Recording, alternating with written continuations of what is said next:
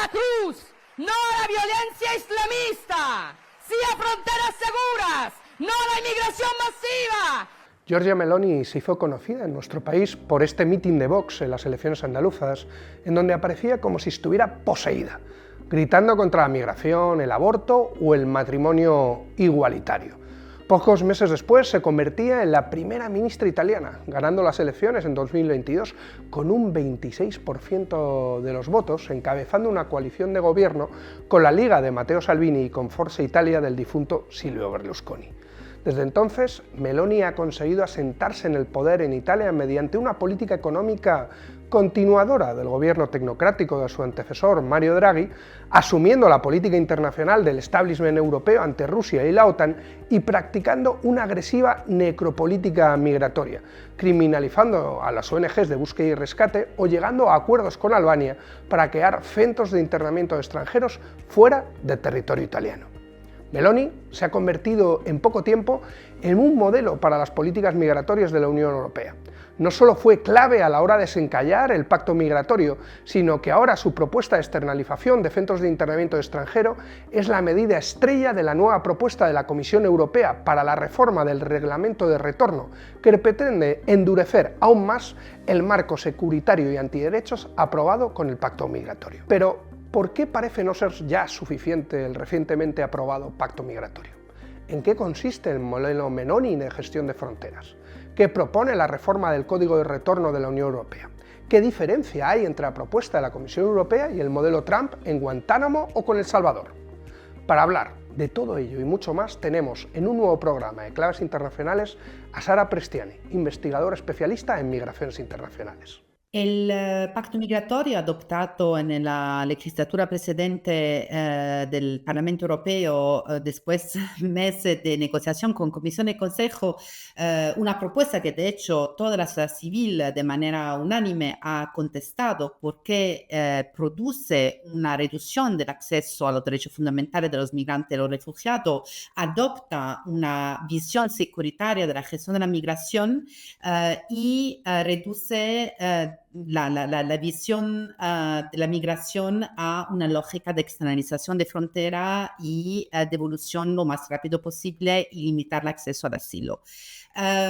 Cuando se ha aprobado, las diferentes instituciones europeas nos han dicho que esto de alguna manera era para evitar que en esta legislatura, que como se ha demostrado era más a la extrema derecha, se habría podido hacer aún peor de lo que ha sido adoptado en el mandato precedente. Como explicaba Sara, el pacto migratorio no solo ha sido un ataque a los derechos de las personas migrantes, ahondando en una visión securitaria del fenómeno migratorio, sino que, a pesar de ser una auténtica cesión a la agenda de la extrema derecha que amplió el alcance del procedimiento de retorno en frontera y fortaleció los vínculos entre las políticas de asilo y retorno, no ha sido suficiente. Nunca parece ser suficiente a la hora de recortar derechos. Así, pocas semanas después de aprobar el Pacto de Migración y Asilo, 15 Estados miembros de la Unión Europea, liderados por Dinamarca, enviaron una carta a la Comisión pidiendo que se explorara nuevas soluciones para prevenir la migración irregular en Europa, apostando por un marco legal aún más estricto. Aquí entra en juego el modelo Meloni. La gestión de la migración de Meloni se ha caracterizado de una parte por la criminalización, de hecho, de la persona, las organizaciones que hacen salvataje en mar y así disminuyendo la posibilidad que ONG pueden hacer rescate, y eso es un drama si tomamos en cuenta que el número de personas que han muerto en el Mediterráneo central sigue aumentando cada año. La otra lógica que ha actuado el gobierno Meloni es la lógica de extraterritorialización de la gestión de la frontera. Entonces, migrantes que han sido interceptados en agua internacional después de un viaje dramático, como sabemos bien, después de haber pasado meses y años a veces en una situación dramática tanto en Libia como en Tunisia, son llevados en esos centros en Albania. De hecho, por las 3 veces que el gobierno italiano de Meloni ha intentado llevar a los migrantes a Albania, por 3 veces los tribunales se han expresado por la liberación de estas personas. Algunas veces se ha encontrado que menores de edad habían sido llevados a Albania, han sido tenido que devuelto en Italia.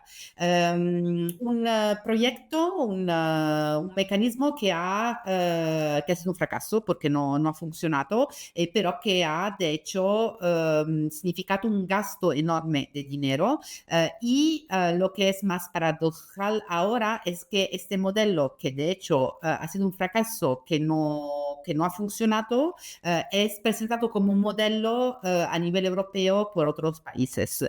La absurdidad del modelo Meloni, que como se decía ha sido un fracaso porque no ha funcionado. Por 3 veces el gobierno italiano ha intentado de llevar a migrantes de origen, sobre todo de Egipto, o de Bangladesh a Albania, que han tenido que ser llevado otra vez a Italia por decisión de los tribunales. ¿Por qué no está funcionando? Ahora el gobierno Meloni ha decidido de transformar este centro en centro de detención, en centro de internamiento. Como si el cambio de función de un centro pueda disminuir las problemáticas que han obligado las cortes y los tribunales a decidir la liberación de la persona que era detenida en Albania.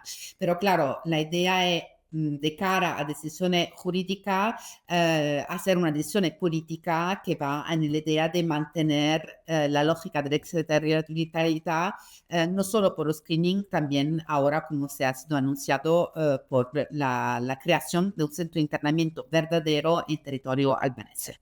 Aunque parezca paradójico, la Comisión Europea, con la nueva propuesta de código de retorno presentada en marzo pasado, viene a rescatar el fracaso del modelo Meloni de externalización de centros de internamiento con Albania.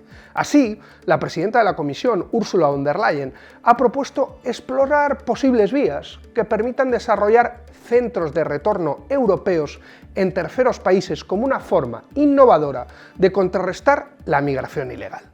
La propuesta del Código de Retorno que ha sido presentada por la Comisión Europea se enfoca sobre la idea de acelerar la procedura de retorno, intentando de crear un sistema europeo de reconocimiento de decisión de devolución entre los Estados miembros, aunque sabemos muy bien que la práctica de devoluciones son distintas de país a país. Otra cosa muy grave es el hecho que se puede llegar hasta a 24 meses de detención por persona que tienen que ser devuelta.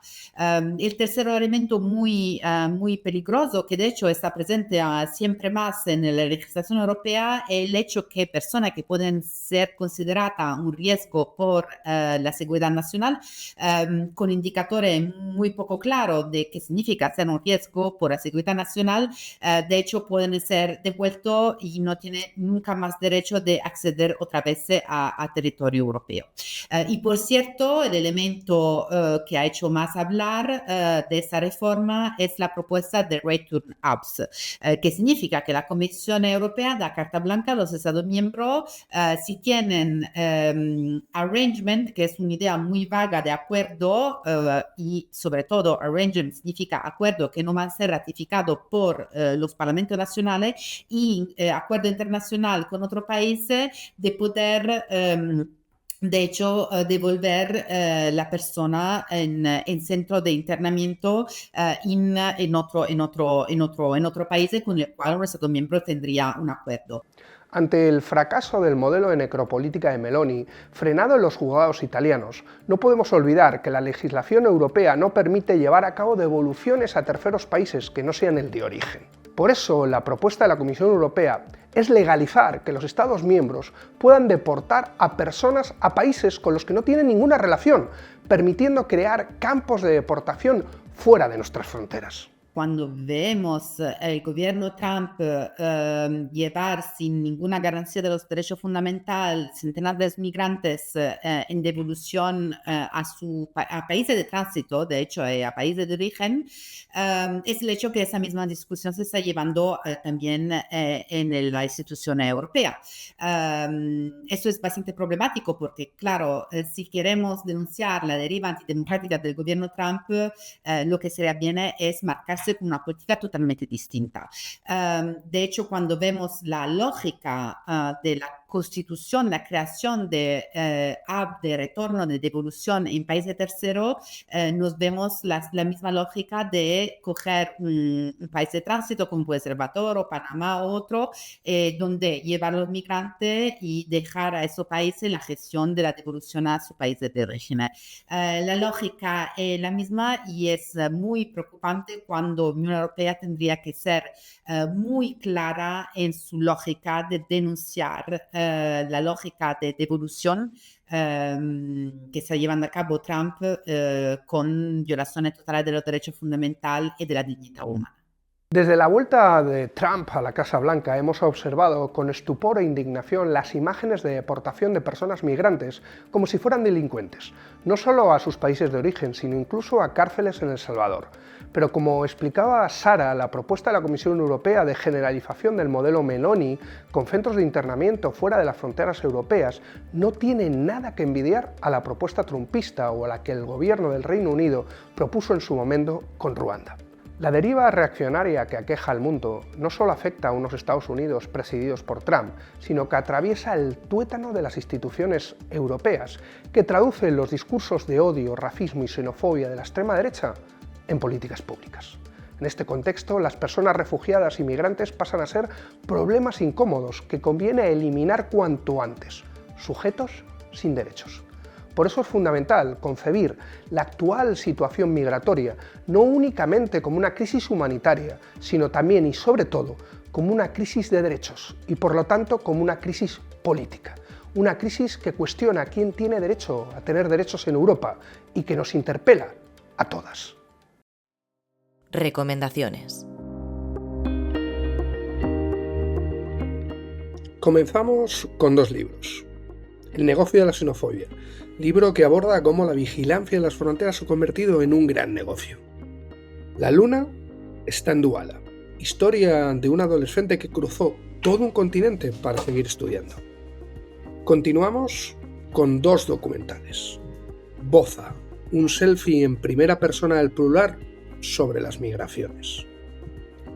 Aquí estamos, un magnífico análisis de las normativas migratorias europeas. Y terminamos con dos películas. Mediterráneo, cuenta la historia del nacimiento de la ONG de rescate Open Arms. Y terminamos con Green Border, que narra el conflicto migratorio en la frontera entre Bielorrusia y Polonia.